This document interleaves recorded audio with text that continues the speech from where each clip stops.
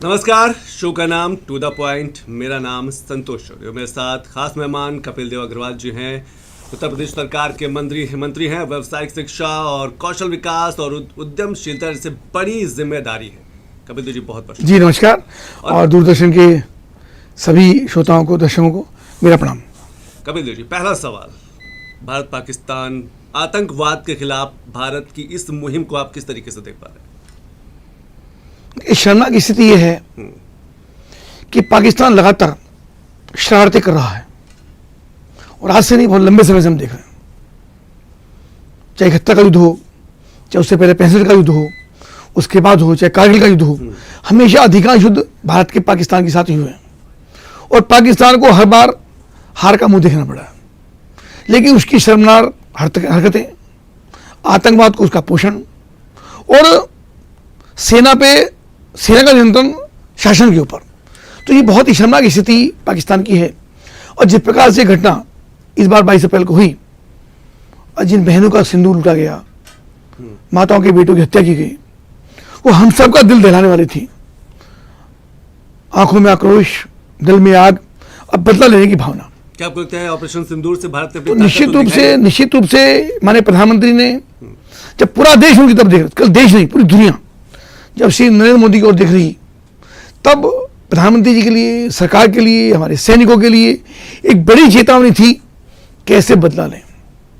पर जिस प्रकार से हमने एयर स्ट्राइक की, उसी क्रम में उससे भी बड़ी खतरनाक स्ट्राइक करके ऑपरेशन सिंदूर चला करके, और बहुत ही महत्वपूर्ण बात यह है कि ऑपरेशन सिंदूर यानी सिंदूर लूटा गया, उसी नाम से लेकर के दो बेटियों ने जिस प्रकार से पराक्रम दिखाने का काम किया, घर में घुस के मारने का काम किया। टीम सब होती है, प्रधानमंत्री जी होते हैं, गृह मंत्री होते हैं, रक्षा मंत्री होते हैं, एनएसए होते हैं, पूरी सेनाध्यक्ष होते हैं, पर उन बेटियों ने जो पराक्रम दिखाने का काम किया और बदला लेने का काम किया, 100 से अधिक आतंकवादियों को मार गिराना, आतंकवादी अड्डे ध्वस्त करना, उनके बिल्डिंगों को, उनके भवन को, उनका ट्रेनिंग सेंटर्स को जिस प्रकार से मार गिराने का काम किया, तो निश्चित रूप से एक बड़ा काम देश की सेना ने किया है। मैं उनको सैल्यूट करता हूं। पूरे देश के लिए गौरवशाली क्षण रहे हैं। अब पूरे देश को लगा कि प्रधानमंत्री यानी मोदी है, कहने की बात नहीं है, मोदी है तो मुमकिन है। आप कल्पना करिए, जो और बहुत सारे लोग कल्पना करते हैं कि शायद हम प्रधानमंत्री होते, शायद नहीं कर पाते। कपिल देव सर, मैं एक चीज आपसे जरूर समझना चाहूंगा, क्या आपको लगता है कि ऑपरेशन जो सिंदूर रहा है वो आतंकवाद के खिलाफ एक बड़ी मुहिम तो रही है, लेकिन अपने जो स्वदेशी हथियार रहे हैं उनके लिए भी एक बड़ा मौका, बड़ा प्रदर्शन था। हाँ, निश्चित रूप से ताकत दुनिया ने देखी स्वदेशी हथियारों। देखिए, मोहन पारेकर जी जिस समय थे, उस समय राफेल की ये डील हुई थी। आज हम सब के लिए गौरव का विषय है कि उसका शानदार टेस्टिंग और पिन पॉइंट करके, ये बड़ी बात होती है कि टारगेटेड, और वहीं जाना, वहीं को टारगेट करना, वहीं पे आक्रमण करना, आक्रमण करके वापस आना, और एक भी व्यक्ति पाकिस्तान का हताहत नहीं हुआ, एक भी व्यक्ति की मौत नहीं हुई, ये बड़ी बात होती है। निश्चित रूप से उनका भी टेस्ट हुआ, हमारे नौजवानों के पराक्रम का भी टेस्ट हुआ, उनकी एबिलिटी का भी टेस्ट हुआ कि वो कितना एक्सपर्ट है अपने काम के अंदर। यानी सैकड़ों टेस्ट एक प्रकार के हुए हैं और शानदार सेना का प्रदर्शन रहा है और पूरा देश इस बात के लिए गौरवान्वित है।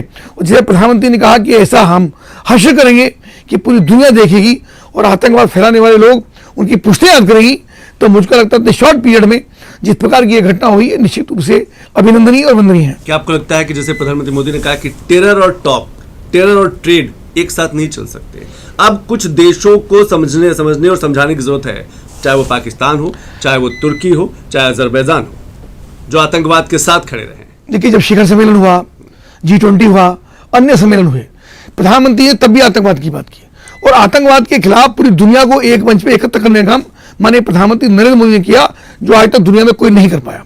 तो निश्चित रूप से उसका परिणाम, दुर्भाग्य से वो घटना हमारे यहाँ ही एक बड़ी घटना हुई, पर प्रधानमंत्री जी ने ये चेतावनी सारी दुनिया को देने का काम किया। चाहे अमेरिका, जो अपने आप को महाशक्ति मानता है भी, मैं मानता भी हूँ, है भी, पर वही हमको गाइड करेगा, ऐसा भी नहीं है। प्रधानमंत्री के नहीं, पानी और खून एक साथ नहीं बह सकते। टॉक और बिजनेस, टॉक और ट्रेड एक साथ नहीं चल सकता। तो ये बड़ी बात है, यानी बिजनेस भी करें, हम टॉकिंग भी करें, हम पानी भी देंगे उनको, हमारा खून भी बहाएंगे।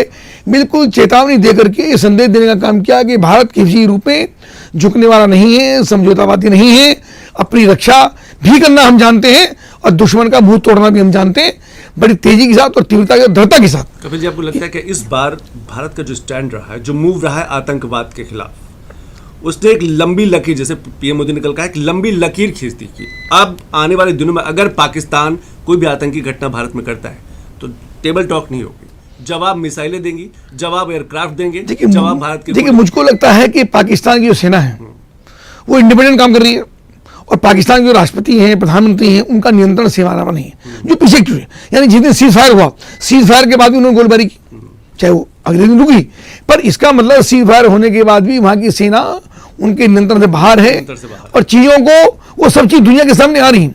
यानी जो एडमिनिस्ट्रेशन पाकिस्तान के अंदर होना चाहिए वो नहीं है, उसी के कारण से आतंकवाद का पोषण हो रहा है।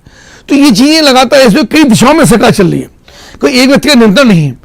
उसके कारण से पाकिस्तान की स्थिति बहुत खराब है, आर्थिक कमर टूटी हुई है, उसको लोन लेना पड़ रहा है, उसकी सामरिक स्थिति बहुत खराब है, उसकी रक्षा मंत्रालय बहुत खराब है, तो सब चीजों पर टूटा हुआ है।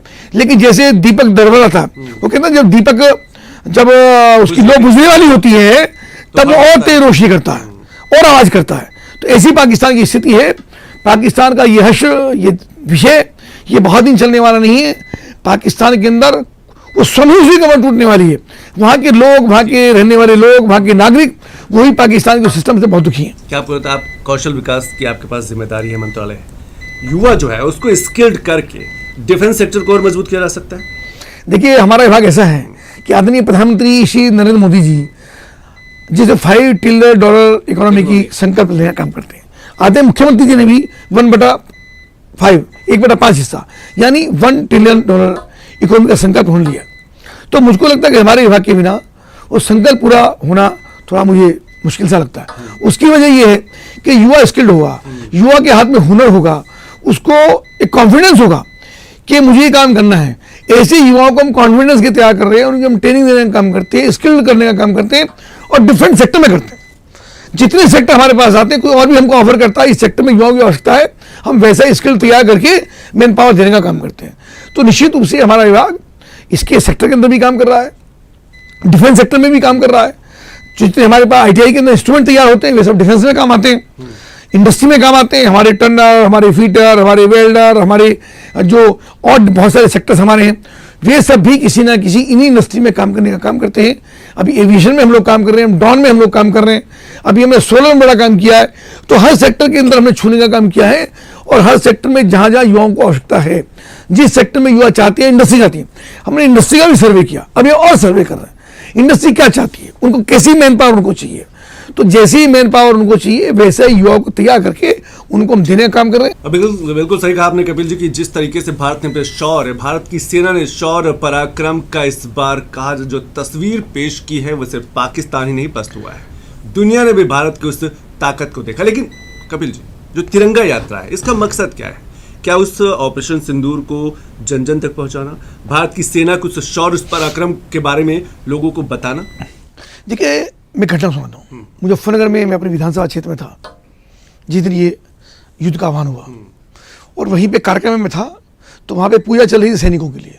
एक महिला रोने लगी, तो जो क्यों रो रही है भाई, अच्छा कार्यक्रम चल रहा है। तो बोली इसका बेटा कल ही यानी परसों एक दिन पहले ही और बॉर्डर पे गया, घर पे आया हुआ था, बॉर्डर पे गया, तो ये बहुत जोर जोर से रोना शुरू कर दिया उसने। तो उसको बोला, मैंने कहा बहन जी आप ऐसा क्यों कर रही हो, क्या हुआ? तो उन्होंने कहा जी मेरा बेटा कल ही गया है, उसको वहाँ पे ड्यूटी बुला लिया, उसकी माँ के दिल से पूछिए। उसको मैंने आश्वस्त किया और सबसे कहा कि भैया प्रार्थना करिए इसके लिए कि इनका बेटा प्रसन्न रहे, स्वस्थ रहे, खुश रहे और अगर युद्ध में जाता है, युद्ध का मौका उसको मिलता है तो युद्ध में सामने वालों के दुश्मनों को मार करके स्वस्थ होकर वापस लौटे। तो ये तो मैंने कहा, जनप्रतिनिधि होने के नाते, परिवार सदस्य होने के नाते मैंने कहा, पर माँ के दिल से पूछिए कितना मुश्किल होता है। तो क्या जो नौजवान देश की सीमा पर डटा है, अड़ा है, खड़ा है, 50 डिग्री 60 डिग्री टेम्परेचर पे खड़ा है, -40 डिग्री टेम्परेचर पे खड़ा है, -20 डिग्री टेम्परेचर खड़ा है, समय पे रोटी नहीं मिलती है, पैदल यात्रा करता, वजन लेके चलता और सबसे बड़ी बात माँ की, बहन की, पत्नी की धड़कनें बढ़ती रहती हैं। जब युद्ध हो रहा था तो कल्पना करिए उन माताओं से, उन बहनों से, उन पत्नियों से जिनके पति या परिवार के लोग बॉर्डर पर थे।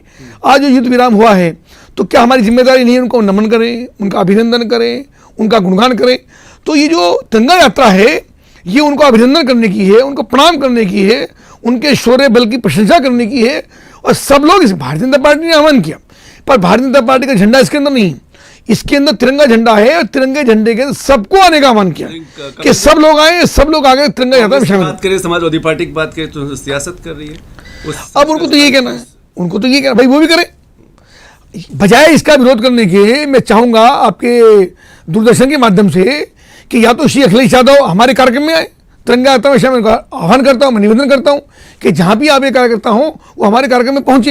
अन्यथा समाजवादी पार्टी भी तिरंगा यात्रा शुरू करे, इसमें कहां किसको दिक्कत हो सकती है। सब मिलकर के देश का गुणगान करें, सब मिलकर भारत माता की जय बोले, सब तिरंगे की जय बोले, सब किसी ना किसी रूप में उनका अभिनंदन करें, इसमें किसी को आपत्ति होने का प्रश्न ही नहीं। आपत्ति उनको लगातार होती है, वो इस पर टिप्पणी करते हैं कि हम इसका राजनीतिक लाभ उठा रहे हैं। राजनीतिक लाभ नहीं उठा रहे हैं। भारतीय जनता पार्टी पहले से ही बहुत मजबूत है, पहले से जनता का भरपूर आशीर्वाद भाजपा के साथ है। हम अपने सैनिकों को सैल्यूट कर रहे हैं। आपने अखिलेश यादव का जिक्र किया, अखिलेश यादव का नाम आया। जातिगत जनगणना को लेकर क्या आपको लगता है कि भारतीय जनता पार्टी ने बिहार इलेक्शन 2027 का जो यूपी का इलेक्शन उससे पहले इतना बड़ा फैसला लिया है? ऐसा नहीं है। प्रधानमंत्री के सामने विषय पहले से ही है, बहुत पहले से है। देखिए, प्रधानमंत्री को निर्णय करते हैं तो बताते नहीं हैं। लोगों को लगता है कि हमने कहा हमारे कहने से हो गया, तो तुमने तो और ही बहुत सारी बातें कही हैं, और ही बहुत सारी बातें मांगे आप करते हो, हमने तो उनको नहीं किया। तो प्रधानमंत्री जी को जो जनहित में, राष्ट्र हित में, समाज के हित में जो उचित लगता है वो करते हैं। चूंकि सामाजिक न्याय की ये व्यवस्था भारतीय जनता पार्टी ने दी है, और समाज के प्रत्येक व्यक्ति को राजनीतिक क्षेत्र में हिस्सा देने का काम, उनको रिजर्वेशन देने का काम, उनको आरक्षण देने का काम भारतीय जनता पार्टी लंबे समय से लगातार करती आ रही है। अब जब ये विषय आया जनगणना का, तो ये ठीक है कि कुछ लोगों ने उसकी डिमांड की, पर प्रधानमंत्री जी को लगा कि नहीं, जो समाज का दलित वर्ग है, महिलाएं हैं, आदिवासी हैं, पिछड़े लोग हैं, या अभी उन जातियां जिनकी गणना में नहीं आते हैं, ऐसे लोगों को अगर उनका और अधिकार मिलता, सरकार पहले से ही उनको अधिकार दे रही है, पर उनको अधिकार और अधिक मिलता तो इसमें किसी की आपत्ति हो सकती है। अब विषय होता है कि विपक्ष को लगता है कि मुद्दा हमारे हाथ से छिन गया, पॉलिटिकल फायदा तो बीजेपी को मिलेगा। ये हम पॉलिटिकल फायदे के लिए काम कर ही रहे। हमने ये काम पॉलिटिकल फायदे के लिए नहीं किया, हमने जनता के लिए, उन लोगों के लिए न्याय हित की बात कही है, जनहित की बात कही है, जिनके लिए आवश्यक था। हाँ, उन लोगों को लगता है कि हमारा पॉलिटिकल मुद्दा, हम हल्ला काटते हैं विधानसभा में, लोकसभा में, बिहार के चुनाव में हम चर्चा करते हैं कि साहब हमने कहा, भाजपा ने नहीं किया, तो मुद्दा उनके हाथ से छिन गया है। इसी तिलमिलाहट उनके अंदर है, कोई दिशाओं को दिख नहीं रही है, कोई बिंदु उनके पास नहीं है, कोई मुद्दा प्रधानमंत्री जी ने भारतीय जनता पार्टी छोड़ा नहीं है जिसके ऊपर समाजवादी पार्टी या कोई अन्य लोग। यही सवाल, विपक्ष के पास मुद्दा आप लोग नहीं छोड़ रहे तो विपक्ष फिर कैसे सियासत करेगा? क्या आप चाहते नहीं कि विपक्ष रहे? नहीं रहे, विपक्ष स्वस्थ होगा, मुद्दे के विपक्ष कैसा? अच्छा विपक्ष होगा तो लोकतंत्र की व्यवस्था और अच्छी होगी। मेरी बात को मानता हूँ, लोकतांत्रिक पद्धति में, लोकतांत्रिक व्यवस्था में विपक्ष का मजबूत होना, लेकिन समझदार भी होना, ये महत्वपूर्ण है। कैसे समझदार है हमारे विपक्ष के नेता? लोकसभा के अंदर कैसे हैं, कैसी टिप्पणियां करते हैं, कैसा भाषण देते हैं, कैसा बोलते हैं, कैसे अपनी बहन के साथ वो मतलब शर्मनाक एक्टिविटी लोकसभा के अंदर करते हैं। स्पीकर साहब को उनको टोकना पड़ता है, शर्मसार होते हैं स्पीकर साहब कि अपनी बहन के साथ आप कैसा व्यवहार कर रहे हो।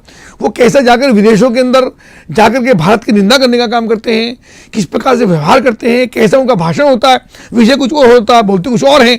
तो बहुत ही कमज़ोर और गैर जिम्मेदार विपक्ष समाजवादी पार्टी उत्तर प्रदेश के अंदर भी और देश के अंदर कांग्रेस के रूप में जो उनके विपक्ष के नेता हैं, बहुत ही गैर जिम्मेदार व्यवहार उनका है।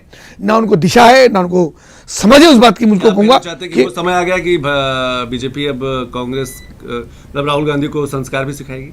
नहीं, हम संस्कार नहीं सिखाएंगे, पर उनकी पार्टी के लोग तय करें, कोई अच्छा नेता तय करें। अभी तो समय है उनके पास, अभी लोकसभा के 4 वर्ष से ज़्यादा का समय बचा है कि एक अच्छे नेता का चयन करें। कोई समझदार व्यक्ति आएगा तो विपक्ष में डिबेट करने में मजा आता है। जब डिबेट करने वाला ही सामने ना हो तो आप किससे डिबेट करोगे, किससे बात करोगे? ये टॉपिक कोई चल रहा है, आप बात किसी और विषय पर कर रहे हैं, तो समाज के कल्याण की बातें नहीं हो रही हैं। समाज के संविधान हाथ में लेकर के, संविधान उन्होंने कभी पढ़ा नहीं है, संविधान की प्रतियां हाथ में लेकर संविधान संविधान संविधान चिल्लाते हैं, लेकिन संविधान का सम्मान करना नहीं जानते। संविधान की प्रतियां लोकसभा के अंदर खड़े होकर फाड़ने का काम करते हैं। तो बहुत गैर जिम्मेदार व्यवहार उनका है, और मुझको लगता है लोग उनके ऊपर हंसने का काम करते हैं। तो मैं तो आपके चैनल के माध्यम से चाहूँगा कि कम से कम कांग्रेस उनके बारे में पुनर्विचार करे, पूरा विपक्ष पुनर्विचार करे, और एक जिम्मेदार व्यक्ति को, समझदार व्यक्ति को विपक्ष का नेता तय करे। लेकिन जब जातिगत जनगणना की बात आई तो श्रेय लेने की जो होड़ मची, वो चाहे समाजवादी पार्टी हो, चाहे कांग्रेस हो या दूसरे राजनीतिक दल हैं, इस श्रेय को किस तरीके से देख पा रहे हैं? क्योंकि सब कोई वहां पर अपना पॉलिटिकल हित देख रहा है। ओबीसी किधर जाएगा, एससी को क्या फायदा होगा? कोई कहीं नहीं जाएगा, सब भारतीय जनता पार्टी के साथ रहेंगे। जो भारतीय जनता पार्टी एजेंडा है, देखिए बहुत लंबे समय के बाद चाहे उत्तर प्रदेश में माननीय मुख्यमंत्री योगी आदित्यनाथ जी हूँ, चूंकि उत्तर प्रदेश से विधायक हूँ, और चाहे देश के रूप में श्री नरेंद्र मोदी प्रधानमंत्री हूँ, एक जिम्मेदार सरकार, एक जवाबदेही सरकार, सरकार का जवाबदेह होना ये बहुत बड़ी बात होती है। सरकार के ऊपर जनता ने भरोसा किया है, एक विश्वास जो प्रधानमंत्री के नेतृत्व पर जनता का है, मुख्यमंत्री के रूप में योगी आदित्यनाथ जी पर है, ये पहले की सरकारों में नहीं होता था। और उसके कारण से देश ने श्री नरेंद्र मोदी को तीसरी बार प्रधानमंत्री के रूप में चुना, योगी आदित्यनाथ को दूसरी बार चुना।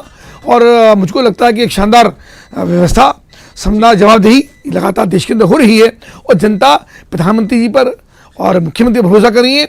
और जो 2047 जिस संकल्प के साथ माननीय प्रधानमंत्री जी देश को विकसित राष्ट्र की तरफ ले जा रहे हैं, जिस संकल्प के साथ काम कर रहे हैं, तो मुझको लगता है वो संकल्प हमको हासिल करना है और उसी के लिए लगातार काम करना है। एक और बड़ा मुद्दा है कपिल देव जी, क्या वक्फ कानून लाकर मुसलमानों को डराना चाहते हैं? क्यों डरने की बात इसके अंदर क्या हुई? 95 मैंने भी स्टडी थोड़ी बहुत की है, 95% मुस्लिम का कोई नुकसान इसके अंदर नहीं, बल्कि उनका भला होने वाला है। 5% तो मैंने कह दिया, चूंकि अगर मैं 0.01% की बात करूंगा तो वो फिर लगेगा कि हम आंकड़ों की बाजीगरी कर रहे हैं। जिन लोगों ने गरीबों की प्रॉपर्टी पर कब्जा करने का काम किया, जिन्होंने शिक्षा के नाम पर संस्थाएं कब्जाने का काम किया, बच्चों को शिक्षा नहीं दी, महिलाओं को शिक्षा के काम नहीं सिखाए, उनको रोजगार के अवसर नहीं दिए, उनको प्रशिक्षण नहीं कराए, उनकी प्रॉपर्टी पे कब्जा करके किराया जमा कर गया और रेंट के नाम पर, रॉयल्टी के नाम पर, पगड़ी के नाम पर करोड़ों रुपए कब्जाने का काम किया, करोड़ों रुपए भी गुंडली मार करके बैठ गए। उन सब लोगों ने उनको और चूंकि वही लोग समाज को लीड भी करते हैं, उन्हीं लोगों को टेलीविजन और समाचार पत्र कवर करते हैं, इसलिए लगता है कि बहुत बड़ा हल्ला कट रहा है। हल्ला नहीं कट रहा है, हल्ला इसलिए कटता है, वो दिखाई देता है जो लीडिंग लोग हैं, जिनके पास पैसा है, वो कहीं ना कहीं पैसा खर्च करके अपनी टीआरपी बढ़ाने का काम कर रहे हैं, और उन्हीं को कभी कभी समाचार पत्र और चैनल उसको कवर भी करने का काम करते हैं। आप कहना चाहते हैं कि जो विपक्ष वक्फ कानून को लेकर बातें कर रहा है, विपक्ष कई ऐसे बड़े नेता है कर्नाटक से लेकर तमिलनाडु तक, जिनके बड़े बड़े कॉम्प्लेक्स, बड़े बड़े मॉल जो हैं वो वक्फ की जमीनों पर, जी निश्चित रूप से उसको बचाने उसी को ही सरकार ने पिन पॉइंट किया है, उन्हीं की कमर तोड़ने का काम सरकार कर रही है। जो गरीब के मुस्लिम हैं, गरीबों के बच्चे हैं, मुस्लिम समाज की महिलाएं हैं, उनका बच्चों के जो अभी शिक्षा से वंचित हैं, उनके मक्के मकान नहीं बने, वो लोग आज भी ठेले पर सब्जियां बेच रहे हैं, मूंगफलियां बेच रहे हैं, उनको रोजगार के अवसर नहीं मिले, उनका प्रशिक्षण नहीं हुआ, लड़कियों को शानदार तरीके पढ़ाई हो नहीं पाई, उनको डराया गया लगातार भारतीय जनता पार्टी से और इन सब चीज़ों से। तो ये लोग आज भी लीड करके अपना मैसेज देते हैं गरीब आदमी को बोलने की। आप जाइए गरीबों के पास, आप गरीब व्यक्ति के पास जाइए, गांव के अंदर जाइए, तब आपको पता लगेगा गरीब आदमी को जुबान नहीं मिल पाती है, उसको कहने का अवसर नहीं मिलता है, इसलिए कुछ लोग उसके ऊपर चर्चा करने का काम कर रहे हैं। महिलाओं को लेकर, वक्फ कानून को लेकर बड़ा विरोध हुआ कि नहीं, महिलाएं जो हैं उस बोर्ड में शामिल नहीं होंगी। ये मुस्लिम विचारधारा को किस तरीके से देख पा रहे हैं? आखिर महिलाओं से परहेज क्या है? हम आधी आबादी की बात करते हैं, हम महिलाओं को सशक्त करने की बात करते हैं, लेकिन वक्फ बोर्ड में महिलाएं नहीं होंगी, इसका विरोध क्यों? जब 3 तलाक आया तब मेरे अपने मित्र हैं, मेरे मुस्लिम मित्र हैं, मैंने उनसे चर्चा की, तो वो भी उसका विरोध कर, घर ही बैठा था उनके। मैंने कहा तुम्हारी बेटियां कितनी है? कहले 3 बेटियां हैं। शादी कितनी हो गई? 2 बेटियों की शादी हो गई। ठीक, तो मैंने उनसे प्रश्न किया कि तुम्हारी 2 बेटी की, एक बेटी को 10 साल उसकी बेटी को हो गए, मैं बच्चे कितने के? 3 बच्चे। राइट, तो 3 बच्चे अगर छोड़ करके उसका पति तलाक तलाक तलाक उसको बोले और 3 बच्चों को लेकर तुम्हारे घर आ जाए तो तुम्हारा क्या होगा? क्या बीतेगी? थोड़ा सा बहुत खराब हो जाएगा। पर चूंकि तुम्हारी पत्नी का जो अधिकार तुम्हारा अपनी पत्नी के लिए तलाक तलाक तलाक, तो तुम जो डरा करके अपनी पत्नी को रखना चाहते हो कि तुझे कभी तलाक दे सकता हूं, तो इसलिए उसने तो हंसने लगा कि यार बात तो तुम ठीक कर रहे हो कि जब मेरी बेटी का विषय आएगा तो मुझको बुरा लगेगा, पर जब मुझे पत्नी का अधिकार 3 तलाक का होता तो लगता है यार ये रहना चाहिए, भले मैं अपनी पत्नी को तलाक ना दूं।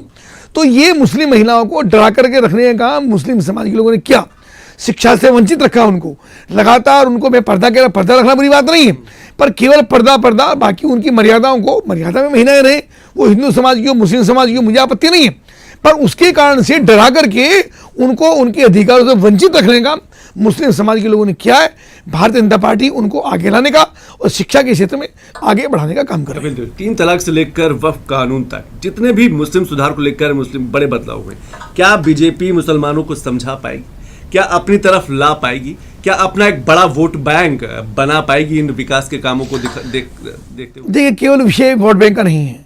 जब प्रधानमंत्री से कुछ लोगों ने पूछा कि बहुत सारे ऐसे लोग, मैं नाम लेके कह सकता हूँ, कि मुस्लिम समाज के अधिकांश लोग जब भारतीय जनता पार्टी को वोट नहीं करते तो आप ये सारी योजनाएं, चाहे वो अन्न योजना हो, चाहे वो आयुष्मान योजना हो, चाहे वो जनधन खाते योजना हो, चाहे वो मकान बनाने की योजना हो, चाहे शौचालय की योजनाएं हो, वे आखिर आप क्यों देते हैं?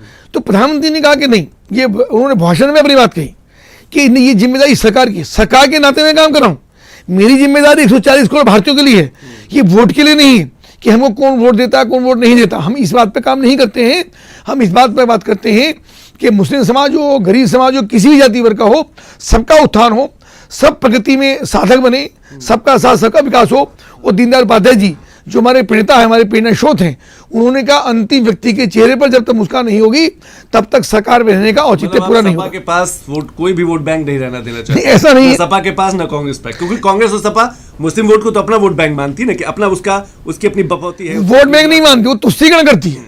वोट बैंक मांगे हमको आपत्ति नहीं है, पर मुस्लिम तुष्टीकरण करके, मुसलमानों को डरा करके, भारतीय जनता पार्टी से डरा करके वो मुस्लिम तुष्टीकरण करती है, वो हम नहीं होने देंगे, नहीं होने देंगे। हम लोगों को समझाएंगे, उनके बीच में जाएंगे। वफ़ के लिए भी हम लोग, वो वोट हमको दे ना दे ये विषय नहीं है, पर वफ़ का ठीक प्रकार से विषय मुस्लिम समाज के लोगों के बीच में, शिक्षाविदों के सामने, अध्यापकों के सामने, पढ़े लिखे लोगों के सामने सही प्रकार से विषय वफ़ का उनके सामने जिम्मेदारी हमारी है, उसका हम करें। क्या आपको लगता है कि इससे मुस्लिम प्रभावित होना चाहिए? बदलाव देख रहे हैं आप? देखिए, आज मुसलमान को भरोसा हुआ है कि नरेंद्र मोदी अपनी बात पर अड़िग रहते हैं, करते हैं, और कोई उदाहरण नहीं है जिसमें कहीं भी आज तक एक भी विषय के अंदर किसी मुस्लिम समाज के एक भी व्यक्ति का, कोई व्यक्ति का नुकसान हुआ। हाँ, गुंडे माफिया मारे हैं, उनका दमन किया है, उनको खुदा के और अल्लाह के पास भेजने का काम किया, पर वे लोग हैं जिन्होंने उन्हीं के गरीबों के मकान कब्जाए, उन्हीं के गरीब तोड़े, उन्हीं के कत्ल करने का काम किया। ऐसे अगर हिंदू हो, मुस्लिम हो, किसी जाति वर्ग के लोग हों, उनका दमन करने का काम माननीय मुख्यमंत्री योगी आदित्यनाथ जी किया है। एक प्रदेश के अंदर शासन की शानदार कानून व्यवस्था मुख्यमंत्री ने कायम करने का काम किया, उसको हम सबको उसके लिए गर्व है। और मुझको लगता है शानदार काम देश के अंदर हो रहा है, और लोग, मुस्लिम समाज भी वोट दे नहीं दे विषय बात का है, पर मुस्लिम समाज भी श्री नरेंद्र मोदी पर भरोसा करने का काम। एक आखिरी सवाल कपिल देव जी, 3 तलाक हुआ, धारा 370 जम्मू कश्मीर हुआ, वक्फ कानून जैसे बड़े फैसले आपकी सरकार ने लिए, एक देश एक चुनाव को लेकर भारतीय जनता पार्टी और आप जैसे जो बड़े नेता हैं वो क्या सोचते हैं, देश का भला होगा? देख कितना भला हो रहा है। यानी पिछले जब 2052 में चुनाव हुआ, फिर 57 में चुनाव हुआ, फिर 62 में चुनाव हुआ, फिर एक साथ हुआ, ऐसा मिला। उसके बाद कांग्रेस ने ही सम्मिलित सरकार को तोड़ने का काम किया, सरकार को गिराने का काम किया, और वो लगातार इसके पीछे भी तुष्टीकरण करती रही कि हम ये करेंगे तो फिर ब्लैकमेल होगा, सरकार को धमकाने का काम करेंगे, सरकार को गिराने का काम करेंगे। एक छोटी सी मामूली घटना के ऊपर, और घटना होती हुई उत्तर प्रदेश के अंदर हुई, पर भारतीय जनता पार्टी 4 सरकारें, कांग्रेस सरकार ने गिराने का उस समय काम किया जब राम जन्मभूमि का विषय था। तो ये तुष्टीकरण लगातार था इन सब चीज़ों को कमर तोड़ने के लिए। और एक न्यायिक व्यवस्था होगी, एक चुनाव, एक देश होगा, तो बहुत सारे खर्चे, बहुत सारे सरकारी कर्मचारियों का दोहन, उनकी ड्यूटियाँ, उनके पर होने वाला खर्चा, उनके कारण से जो आचार संहिता लगती है उसका नुकसान होता है, विकास कार्य रुक जाते हैं, टीचर्स की 2-2, 3-3 महीने की ड्यूटियाँ लगती हैं, सब लोग व्यस्त रहते हैं, उसके कारण से विकास की गति रुकती है।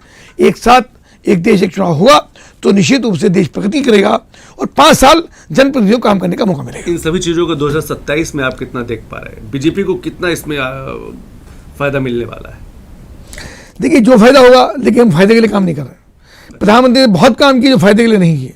उन्होंने बनारस के अंदर इतना बड़ा कॉरिडोर बनाया भगवान भोलेनाथ का, तो फायदा नुकसान करते तो नहीं कर पाते, लेकिन कर दिया। आज पूरी दुनिया उसको देख रही है कि हाँ, नरेंद्र मोदी जी ने काशी विश्वनाथ मंदिर का कायाकल्प कर करके पूरी दुनिया के सामने संदेश देने का काम किया। भगवान राम का भव्य मंदिर बना, तो बहुत सारे उसके अंदर कुछ लोगों के नुकसान भी हुए, लेकिन वो किया और करके आज पूरी दुनिया उसको देख रही है। जो लोग वहाँ पर हैं उनको भी लगा कि हाँ, जो काम हुआ वो अच्छा हुआ। तो सब चीज़ें राजनीतिक लाभ और हानि के लिए नहीं होती हैं, समाज के लिए होती हैं। और प्रधानमंत्री जी समाज के लिए काम करते हैं, देश के लिए काम करते हैं, देश की प्रभुता और संप्रभुता के लिए काम करते हैं, और एक बढ़िया काम देश के अंदर हो रहा है। बिल्कुल आपने सही कहा कि चाहे टूरिज्म हो या टेररिज्म, लगातार भारत जो है उस पर अलग अलग तरीके से प्रहार कर रहा है, आगे बढ़ाने की कोशिश कर रहा है उस टूरिज्म को, जिससे उत्तर प्रदेश जैसे बड़े राज्यों का विकास हो। लेकिन भारत अब बदल चुका है, बदलाव की बात तो करता है भारत, पर बदला लेने की भी क्षमता रखता है। बहुत बहुत शुक्रिया कपिल देव अग्रवाल जी, धन्यवाद बहुत शुक्रिया। सबको प्रणाम, पॉइंट में तो आज सबका धन्यवाद। उत्तर प्रदेश के मंत्री कपिल देव अग्रवाल जी हमारे साथ थे, लेकिन अगली बार फिर एक बड़ी शख्सियत के साथ आपके साथ मुलाकात होगी। तब तक के लिए नमस्कार।